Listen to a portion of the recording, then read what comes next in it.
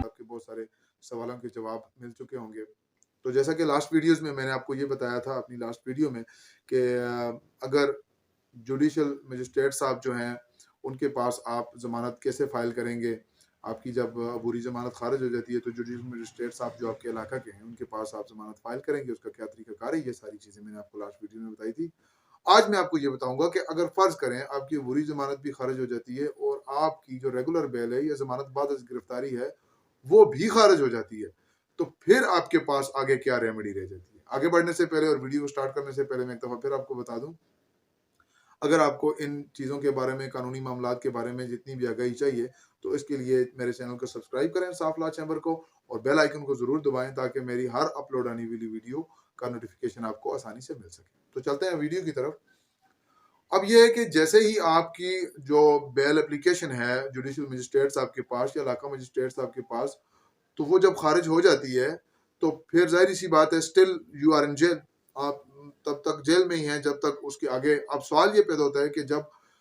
आपकी अबूरी ज़मानत और जुडिशल मजिस्ट्रेट साहब के पास से ज़मानत खारिज हो जाती है तो फिर आप कहाँ जाएंगे। फिर ये होगा, क्योंकि रिकॉर्ड ऑलमोस्ट आपका कंप्लीट हो चुका है, उसमें आपका जो टाइम ज़ाया होना था वो अब नहीं होगा। अब आपके जो वकील साहब हैं उनके पास आप दोबारा सारी चीज़ें डिस्कस करेंगे उनके साथ, और वो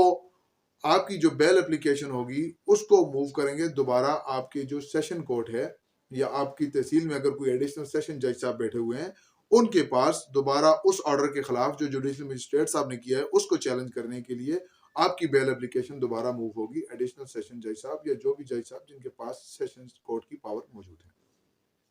अब इसमें कोई ज़्यादा आगे कॉम्प्लिकेशन में जाने की ज़रूरत नहीं है। वही रिकॉर्ड जो आपका अबूरी ज़मानत के वक्त था और वही रिकॉर्ड जो आपका रेगुलर बेल के टाइम या ज़मानत बाद गिरफ्तारी के वक्त था, वही रिकॉर्ड ऑलमोस्ट आपकी कोर्ट में मौजूद होगा। आपकी जो तहसील कोर्ट होगी वही रिकॉर्ड सिर्फ फाइल पे एनेक्स होगा, लेकिन यह है कि एक प्रोसीजर जरूर अडॉप्ट किया जाता है कोर्ट की तरफ से। आपके वकील साहब ने इस तरह से आपका वकालतनामा साइन करेंगे, आपको दोबारा जेल से एक वकालतनामा साइन होकर आएगा जेल सुपरिटेंडेंट साहब की तरफ से, वो प्लेस ऑन फाइल होगा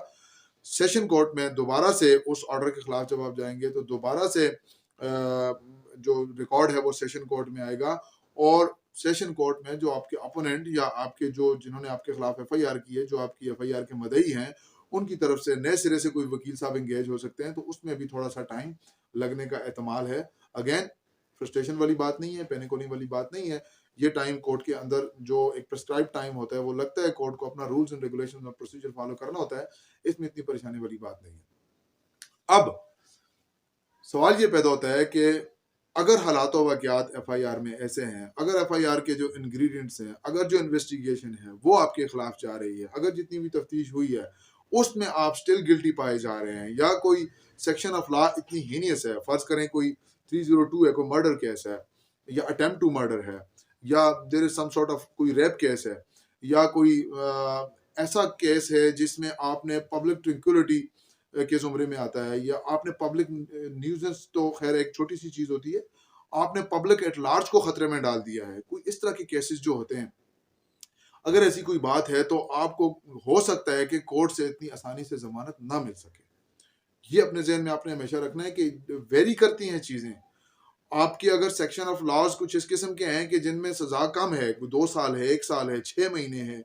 इवन के 5 साल तक है, तो आपके लिए कोई गुंजाइश निकलती है। लेकिन जैसे जैसे आपकी सजा प्रोहिबिटरी क्लॉज में दाखिल होती जाएगी, यानी कि 10 साल से सजा आपकी किसी केस में ऊपर है जो आप पे दफात लगी हुई हैं, उसमें आपकी सजा 10 साल से ऊपर है, तो कीप इन माइंड कि ऐसा भी हो सकता है कि आपको दोबारा सेशन कोर्ट से भी जमानत ना मिले। यानी कि सबसे पहले आपकी अबूरी जमानत सेशन कोर्ट से खारिज हुई, फिर आपकी रेगुलर बेल आपके इलाका मजिस्ट्रेट से खारिज हुई, फिर उस ऑर्डर के खिलाफ आप दोबारा सेशन कोर्ट में गए, वहां से फिर खारिज होगी।